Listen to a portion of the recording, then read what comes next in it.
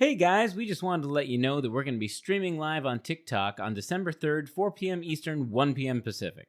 So have your questions ready because it'll be your chance to do a live Q&A with Adam and Brad of Batshit. And also, Veronica Lewinsky is going to be there hosting it, asking us all sorts of questions. Veronica is not only an awesome, hilarious person, but she also has bipolar, and she's thrilled to be collaborating with us. So join us as we discuss all things bipolar and mental health. Welcome to Batshit, a frank and funny look at living with mental illness. While we'll touch on several illnesses, Batshit is focused on those along the spectrum of bipolar disorders. I'm your host, Adam. And I'm your other host, Brad. And we're both bipolar, so strap in and let's see how batshit we really are. Spoiler alert, pretty damn batshit. This episode's topic, Grandiosity! Grandiosity! Why is it I always go British when I think of, like, grandiosity, like royalty? Is that weird? Grandiosity. It's like, I think of, like, Queen Elizabeth and No, I think her that folks. tracks. That tracks. I mean, that's not a judgment on the Brits. Although I wish they'd stop coming over here and taking all our acting jobs. Yeah. But, yeah, I don't know. I kind of associate grandiosity with royalty. Yeah. Because I think that's kind of how you feel, right? When you're in that grandiosity state, you feel like a king, God among men. I always say I feel like I'm the main character of a television show. Sure. And that everyone around me is side characters who, whatever they're going through, their story just serves to prop up my story. Right. I'm Sam. You know what I mean? You can be Cliff, you can be Norm, but I'm Sam. Yeah. Coach. Yeah, I don't... See, when you said Sam, I thought Quantum Leap. Oh, yeah. Oh, dude, that's also... Oh, that's really good. You know they remade Quantum Leap? Yeah. I think it's a... I haven't watched it, but I think it's actually a sequel. Oh, really? That's how they're doing it? Yeah. I auditioned for the pilot, and I did not get it, but... Yeah. I loved that show, dude. Oh, I did too. Isn't it? Nah, it's funny. Grandiosity. Okay, we are... So what happens when you're in a bipolar manic episode is you experience grandiosity. Yeah. You're full of yourself. Everybody around you just exists to serve you. Nothing could ever go wrong. Your every action is right just because you're doing it. Well, and what's a trip is that it can come across simply as confidence. Yeah. Right? To the untrained eye, it just looks like you're confident. And it kind of runs on a spectrum from confidence to narcissism. Sure. Yeah. Sure. You know, I often associate grandiosity with narcissism. I know they're not the same thing. Yeah, the motivations are different when you're grandiose than for a narcissist, but as far as the way it appears to other people, you're basically a temporary narcissist. When you're in a grandiose state. Yeah. I mean, I am pretty important. This is true. I'm not important. This is true. I mean, we are grandiose enough to start our this own podcast. Yeah. Fucking A, dude. To be like, people want to hear what People we have to say. You know what? We're important enough to be listened to. But if that's any creative type, that's any politician, that's any leader of any type, right? Yeah. You're fucking superintendent at your school, you're teacher, you're, I don't know, basketball coach. Like, it's, they feel like they have something to share. They feel like they need to be listened to and paid attention, and they have something that will better people around them. And there's a... But you're kind of talking right there like a sense of duty and service, which I don't think exists when you're grandiose. Well, I mean, you could argue that a lot of cops, in theory, are there to protect and serve, but I feel like there's a lot of narcissism and grandiosity that goes into being a cop. Legally, the Supreme Court has said that police don't have to protect people. Really? Yeah. That was actually a decision by the Supreme Court a few years ago. So what's their job? Just to enforce the law. Interesting. Yeah. Okay. Well, again, we're not a political podcast, so we won't talk about that. But I do think that's interesting. Yeah. So, you know, you're doing something, like you said, like you have a duty to serve.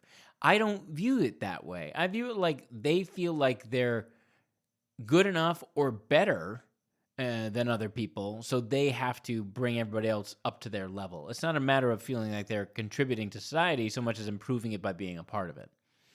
Maybe. I think some people do feel like they're contributing, that they have Oh, something that they sure. want to give back. This isn't everybody by any Yeah. means. No. There are good cops out there. There are good teachers out there. Good basketball coaches. Yeah. Sue Bird is a great example of that. But I think, like you said, it's a fine line, right? Yeah, I think that's the thing with grandiosity that separates it from confidence, is that you are doing those things to serve yourself and only serve yourself. When you're grandiose. Yeah, you want to be the center of attention. Mm-hmm. And so if you're going to do something like, I'm going to be the basketball coach, you're doing it because you want to be the center of attention and you want everybody to be like, wow, what a fantastic coach. My kid's team went to the nationals just because of the coach. Right. You know, that's what you want. You want that praise. That's interesting. Because so we're both in the arts and we're both trying to make careers happen in the arts. And a lot of what we do is about drawing attention to ourselves, right? Like, if you write a killer script, you want people to recognize that Brad wrote that killer script. And if I perform a part, right, perform a role, I want people to, in theory, like in terms of advancement in our careers, we want people to recognize our ability and what we brought to the stage or to the screen or to the page, right? Yeah.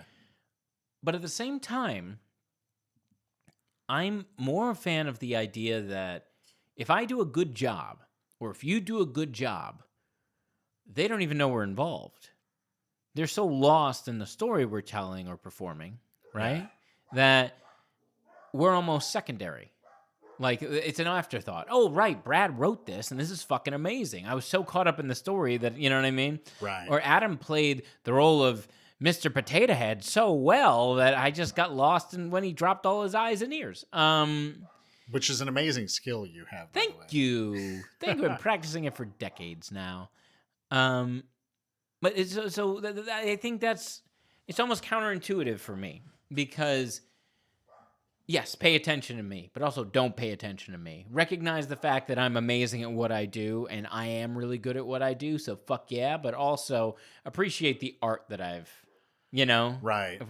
contributed to the world. But are you like that when you're manic? That's a really interesting question because I think about any time I've done live comedy, not plays, but like live comedy, like I'd say 50% of the time I was in a manic state.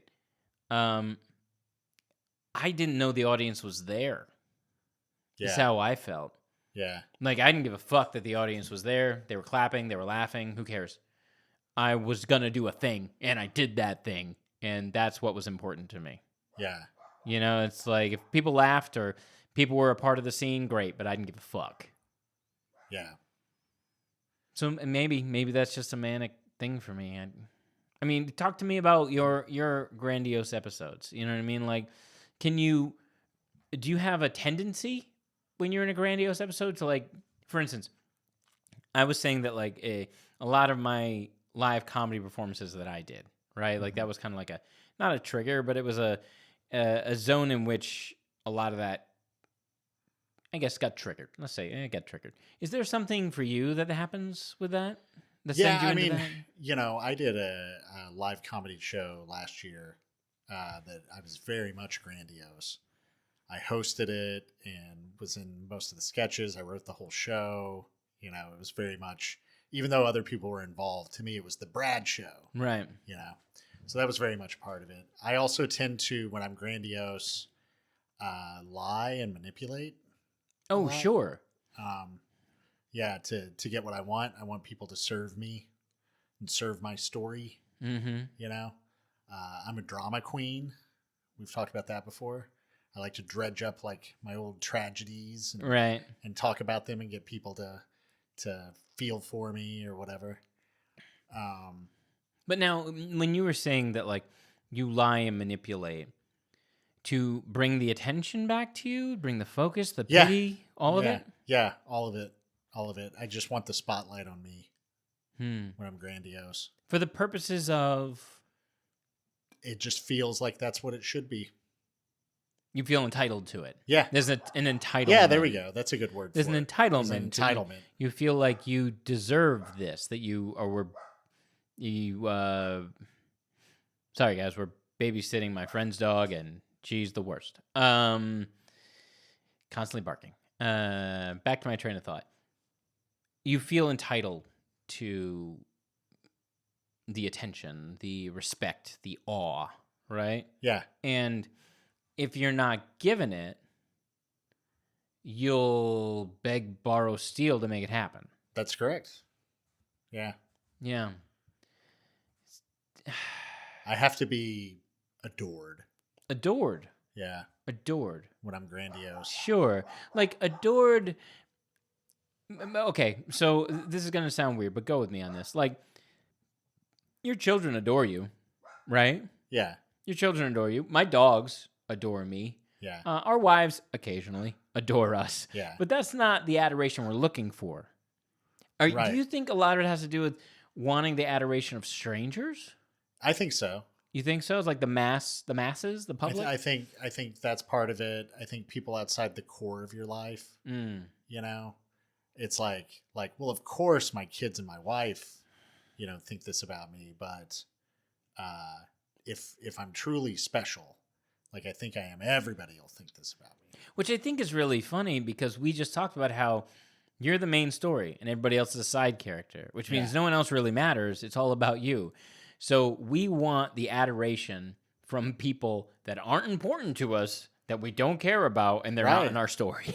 Right. Like, we need an audience. How stupid is that? Yeah, we just need an audience. Yeah. We need an audience. Everyone has to pay attention. I don't care about you, but look at me. Yeah, we need an audience to clap and to cheer. Yeah, but don't look at us. Yeah, but you don't look out when you're doing a show. You don't look out at the audience and like make note of each one of them and get to know those people. Oh, yeah, no You way. know? They exist. The audience exists. You're doing the show for the audience so that they can applaud and cheer you. Right. You know? It's not for the story you're telling. It's for the cheers and the adulation. Yeah. Yeah, that sucks. That's kind of disheartening. Yeah. I mean, because you think about the art that's been created over the years and how much of it was created with the intention of educating, informing, entertaining, and how much of it was just a narcissistic swipe at fame. Yeah. Right? That's true, because so many artists are bipolar. Well, and again, we've talked about this on another episode. Your worth is often associated with your success, right? Right. So if you are a person, like say an artist, who wants to be successful, you have to create art or entertainment or whatever that gets people's attention. And you will do anything to do that, to be successful. You will beg, borrow, steal to make that piece of art that you need to make to be successful. And oftentimes to do that, you have to forget about a lot of people, walk away from a lot of people, you know, axe them out of your life so you can, I'm not saying you have to do this. I feel like a lot of people do this just to focus on yourself and focus on the art that you're creating right now. Yeah. That's kind of broken, isn't it? It's very broken. It's very broken. Because you want to sit there and be like, I have a story to tell. I want to tell the story. I think people will like the story. You don't want to grab people by the collar and scream your story at them. You want people to listen and appreciate it. But you also feel like people should listen and appreciate it.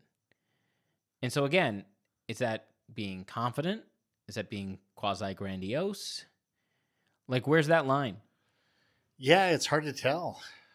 It's really hard to tell. Especially when you're in it. Right. Well, when you're in it... when you're in it, you don't give a shit. Yeah, you don't know. You don't care. Because no one else matters. Yeah. And nothing else You know, it's funny. I knew you were going to do that. I'm like, Brad's going to start singing again. This whole podcast is just Brad trying to launch his career. Yeah. And I'm a horrible singer. Although people have written that they like singer Brad more than actor Oh Brad. no! But they've never seen actor Brad like really do a nice Chekhov play, yeah. like the seagull. Yeah. Like Brad could do the seagull and blow you guys out of the fucking water. Maybe one day I'll share my comedy show with you guys. There you go. That'll be nice. That'll be nice. Yeah, I laugh about this grandiosity too because let me ask you a question. How many photos of you and Shannon and the kids do you have around the house? Probably like 6 or 7 on the walls. Okay. What about other people? No photos of other people. No photos of other people. I can't think of any. No? Yeah. We just got married in January. We have a shitload of like wedding photos. Like you've seen it as you walk in. Yeah. We've got photos behind Brad right now. There's us. And I just realized I'm thinking about it. I'm like, how many photos of other people, like our parents or our sisters that we had, friends, we don't have that many. Yeah. We're kind of sitting in a temple to Adam and Mandy right now. Yeah. I wonder if part of that is just technology, that you have so many of those on your phone. Oh, Yeah. Sure. Well, I think it also has to do with the isolation that Mandy and I have out here, right? Like we're not near our family at all. And our friends are just generally not the type to take photos. Or if they are going to take photos, they post it on social media. They don't print them out and put them on a wall. Yeah. Yeah. It's like when the last time I was home, after the wedding, my mom was like, look at this wedding book I have. And I'm like, oh, we don't have a fucking wedding book. But that's like all she has from her wedding. She doesn't have like 1,000 photos all over the wall. Right. She has like 1 or 2. We got like 30 photos on one wall. Yeah. But a lot of my friends have none. They just have them on social media. That's so weird. Yeah, it's interesting how technology changes. Right? Because the whole idea is you're trying to create a memory. Right, or to reinforce a memory. Yeah. But it's because it's so easy to do that, it's devalues the photo. Do you remember when you were in grade school and you'd have to take that one photo a year? Oh, yeah. Yeah, like you go there for school picture day. Yeah. I remember when my friend, she was the first one to have a kid amongst the group of friends, and Facebook was a big thing at the time. And she posted like her kid's photo shoot. And there were like 170 photos of this baby laying on rocks in this photo album. And I'm like, you don't need to post all this. Like, give us one photo of the baby on the rocks. And we're like, oh, cute. Done. But now that you've taken 170, I'm like, fuck that. I don't want to look at fucking baby ever again. I like Baby on the Rocks. Baby on the Rocks. Sounds like a drink. Ain't no big surprise. Oh, Neil Diamond there for you folks. Baby on the Rocks. Ain't no big surprise. Oh. Pour me a drink and I'll tell you some lies. Because I'm grandiose. Yeah. Hey friends. Brad and I started Batshit because we needed someone to talk to about our bipolar. So when looking for a sponsor, BetterHelp was the obvious choice. BetterHelp provides access to therapists via text, via Zoom, via email, via phone call, 24 hours, 7 days a week. I don't need to tell anyone how broken the American healthcare system is, especially when it comes to mental illness. But the beautiful thing about BetterHelp is that they'll work with you. Go to www.betterhelp.com/batshit. You'll get 10% off for the first month, and you'll get someone to talk to right now. If you need to talk to someone, do it. Please. We love you. Thanks for listening. Help us continue the conversation. Leave us a comment with your thoughts, experiences, or questions about mental health. Every opinion and viewpoint is valid. Just don't be a dick. Do you want to feel, I guess, yeah, we want to feel grandiose, right? Like, that's not a feeling we don't want. It feels good. It does feel good. When you're manic. Even when you're not manic. Yeah, I mean, that's part of the danger of all this is a lot of this stuff feels good. Right. Even though it can be damaging.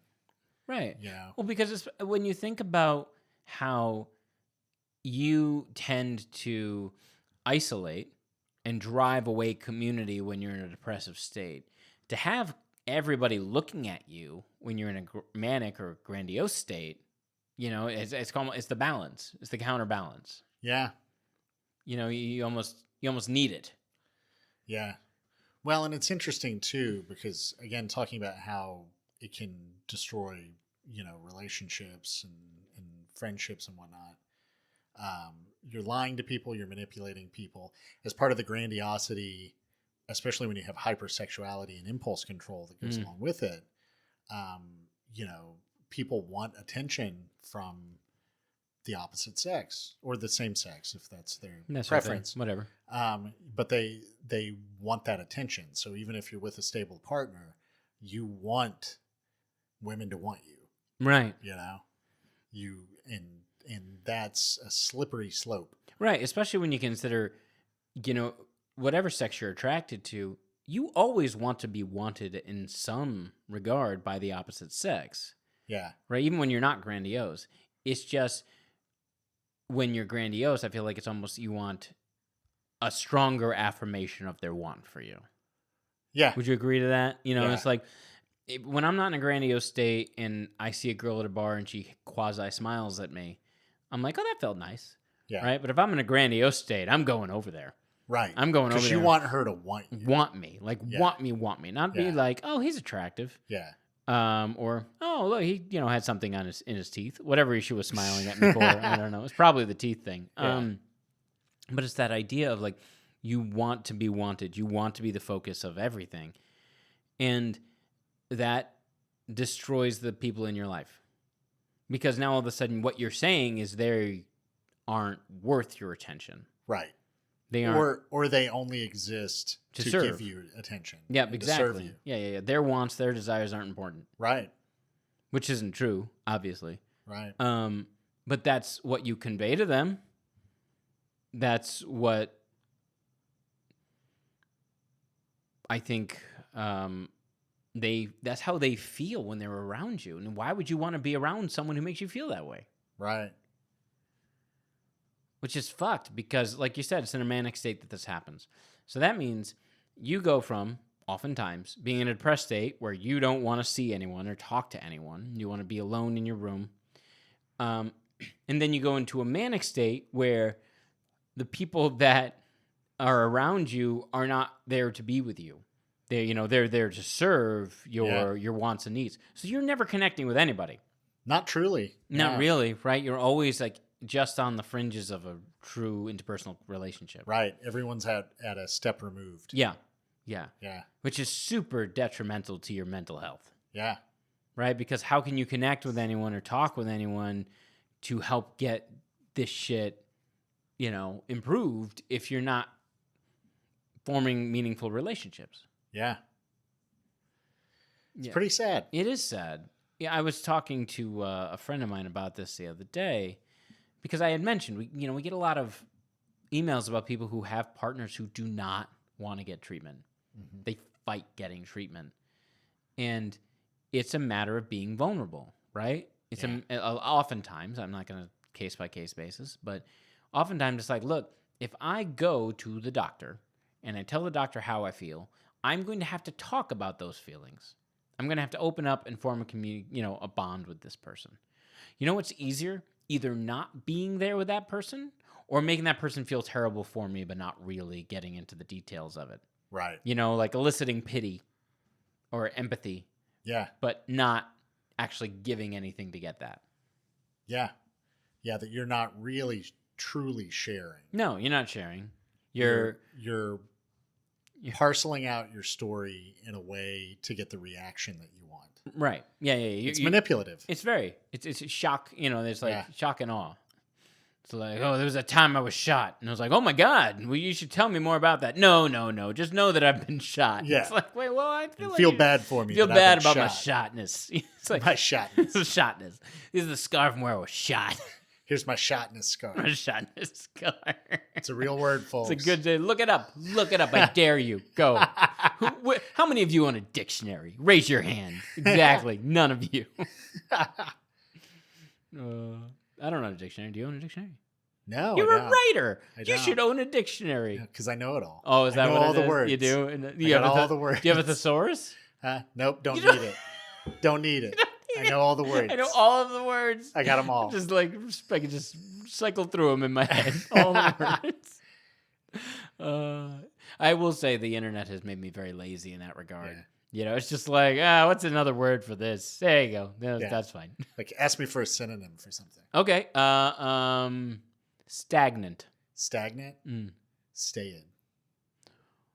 Ooh. Ooh, look at that. Look at that. Look at that. Y'all just got Writer Brad right there. You got Writer Bradded right there. That's my grandiosity. So I want everybody to be like, that guy's a walking thesaurus. Look at that guy with his thesaurousness. Thesaurusness. This is a very unpopular dinosaur.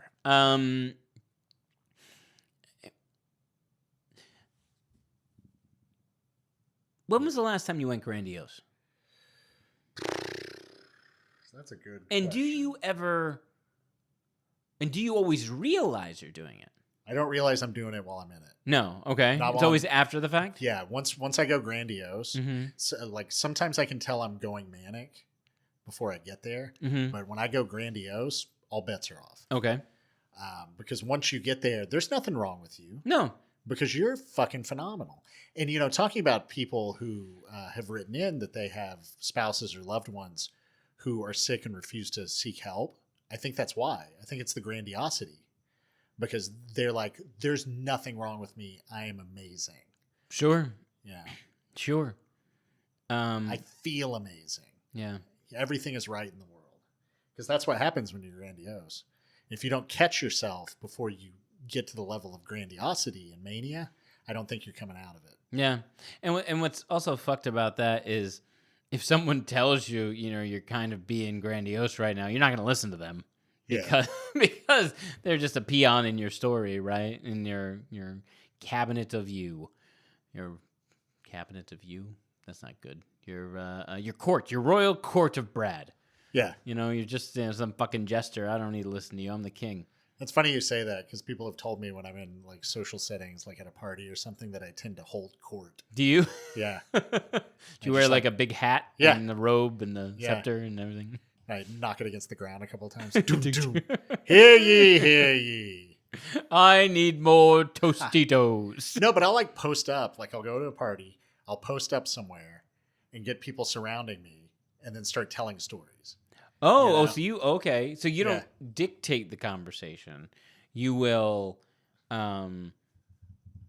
get people to listen to you. Yeah, basically. One of the ways I go grandiose is I feel like I need to facilitate everything that's happening around me and that it can't happen without me. Yeah. You know what I mean? Like I will be, there are people standing in a circle. I have to get them to talk to each other and I have to, because I'm doing that, because I'm the only one who can make that personal connection and these people need to know each other and I'm going to provide that service to them. And then all of a sudden these people are going to realize how awesome I am because I have the ability to connect them.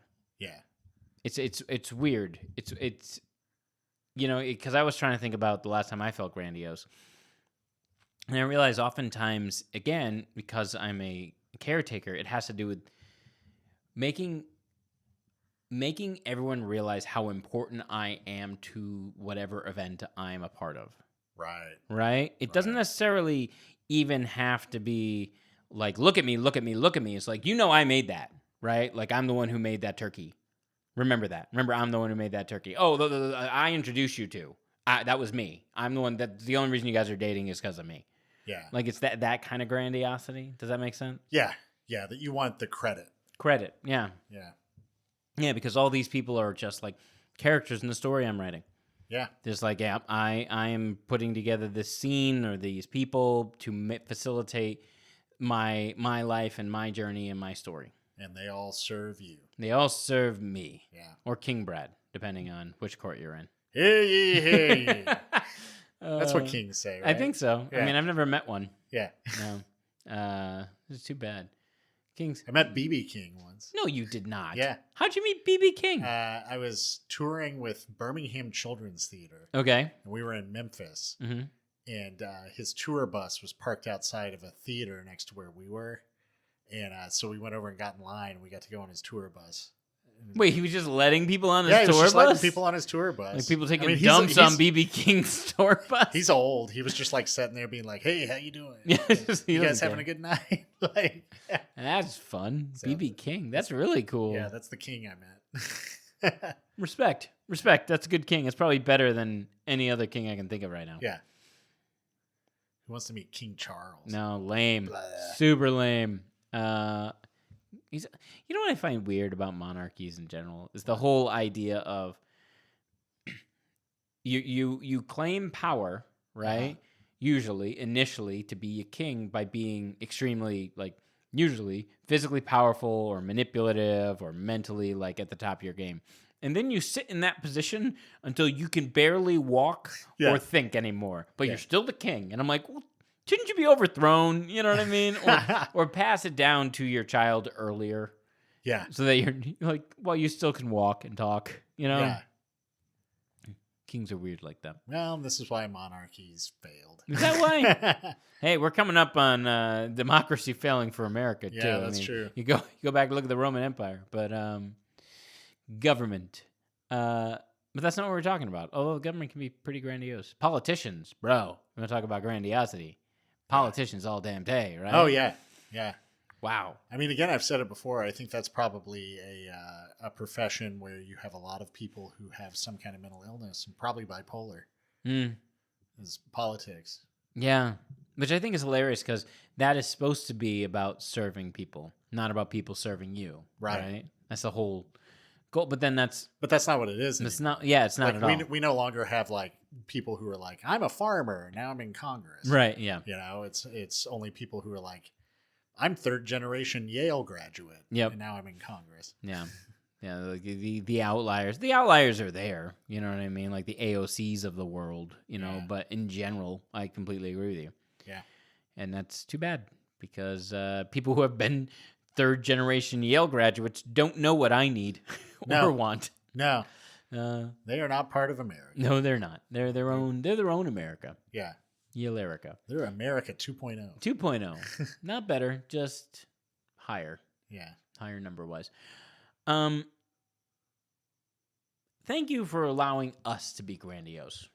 Yes. You guys are facilitating that for us. I don't know if you knew that. Because we're very grandiose. We're very grandiose. Grandiosity. No, it's funny because there are times when I need to be grounded when I'm doing this. Not because I'm like, our podcast is the best podcast ever. But more it's like, oh my gosh, people are listening to us and we have something that they want to hear and we're saying interesting things. And oh my God, all of a sudden my self-importance goes up, right? Yeah. But then we get these emails and these letters from people, people write us fucking letters, emails and messages from people that talk about what they're going through and how much we've helped them. And what I thought that would do is make me feel even more grandiose, but it actually grounds me. Yeah. It makes me... It's very humbling. It's humbling, right? It's super humbling. Yeah. It's like, oh man, these people are going through some shit and they're finding some sort of solace with what we're doing and this community that we're forming, and that's awesome. Yeah. And it's so counterintuitive to what I thought it would be, you know? Because I remember when we first started talking about us both having bipolar, you had talked about the grandiosity you just kind of come off of, because I don't remember I don't remember what it was, but you had talked about the grandiosity you had been feeling. Yeah. And when we started this podcast, I'm like, oh, is this just us flexing that muscle again? And it probably was in the beginning. Probably was, but then we Yeah. started getting these messages and people actually started listening. You know what's fucked up? I bet you any money, if no one listened to this podcast, it would be we would never come down. We'd never get humbled or grounded from it. You know what I mean? Yeah. We'd just be on here being like, yeah, so today I was really fucking depressed, and so I ate an entire bag of Cheetos, and God, my life sucks. Brad, how much does your life suck? Oh man, today I didn't get off the toilet all day. Not that I had to use it all day. It's where I want to sat. Gross. No, but so legitimately, thank you. I think it's very easy for us all to get lost in our own story. Yeah. And you guys have helped us not get lost in this disease or in this story that we're making up as we go. Yeah, and I think it would be different too if people were just constantly writing us, being like talking about how funny we are, or something. That would feed into the grandiosity. Yeah. But when people are opening up about what they're going through, well, and it's what people are saying is not that we're funny. We don't get those emails. What we get is, oh, now I can laugh at this. Yeah, which is so different. Yeah, completely different. Completely different. You're not laughing at us. Don't get me wrong. We're fucking hilarious. But you're not laughing at us.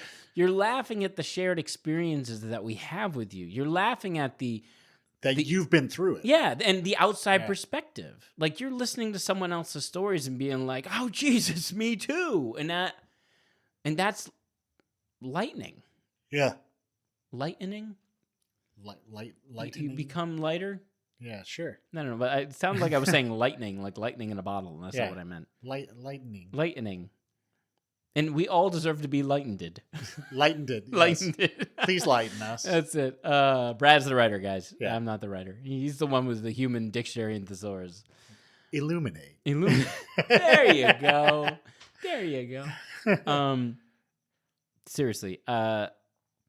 Thank you for listening. Thank you for laughing with us. I hope you keep laughing. I hope you keep fighting. And keep sharing your stories. Yeah, because you know what? You're not being grandiose, and you're not being egotistical or self-centered or narcissistic by sharing that story with us. Yeah. You're helping us. You're helping the community. You're helping yourself by just getting it out there. Because here's the thing. We're not going to call you. Like, if you send us a story, we're not going to be like, oh, my God, we got to call Carol. That was fucking intense. Let's, really praise her for That's not what's going to happen. Yeah. What's going to happen is we're going to look at that story and be like, oh, yeah, me too, Carol. Let's see if anyone else out there has gone through what Carol's gone through. Yeah. And so send us your stories. You can send them. You can leave voice messages on Spotify. Mm-hmm. You can write us at brad@batshitpodcast.com. You can hit us up on Instagram, TikTok. Those are really the only ones we're very active on. YouTube. We're on the YouTubes. Oh, YouTube. Yeah, YouTubes. Yeah, we check the YouTube comments. We're on Twitter and Facebook, but we don't really do much and I'll be honest, guys, you'll be communicating with Brad. Like, Brad is very good about managing that communication. What he ends up doing is forwarding it on to me, because I handle most of the audio and the video and all that, cutting up the social media bites. But I can't tell you how awesome it is to be in the middle of my day and Brad forwards me an email from this communication he's been having with someone, and it's like, wow, awesome. Yeah. So thank you. Thank you for having us. Thank you for listening. Keep listening. Share this with someone who needs to hear it. We love you.